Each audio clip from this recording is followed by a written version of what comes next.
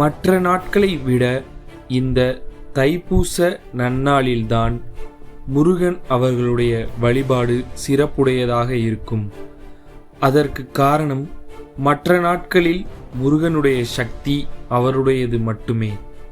ஆனால் இந்த தைப்பூச நன்னாளில்தான் முருகன் 3 மடங்கு சக்திகளுடன் இருப்பார்.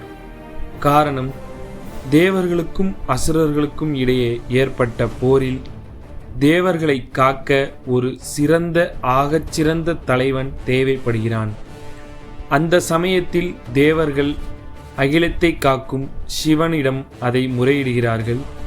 அதற்கு ஒரு வழிகாட்டுதலாக சிவன் அவர்களின் நெற்றிக் கண்ணின் இருந்து புறப்பட்ட தீப்பிழம்பில் பிறந்தவர்தான் நம்முடைய முருகப்பெருமான் அவர்கள்.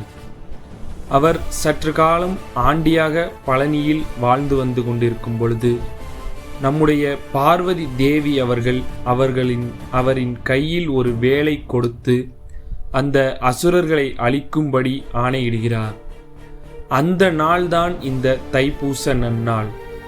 இந்த தைப்பூச நன்னாளில்தான் ஈசனுடைய சக்தியும் பார்வதி தேவியுடைய சக்தியும் நம்முடைய முருகப்பெருமானின் சக்தியும் ஒன்றிணைந்து அசுரரை அழிக்கின்றார்.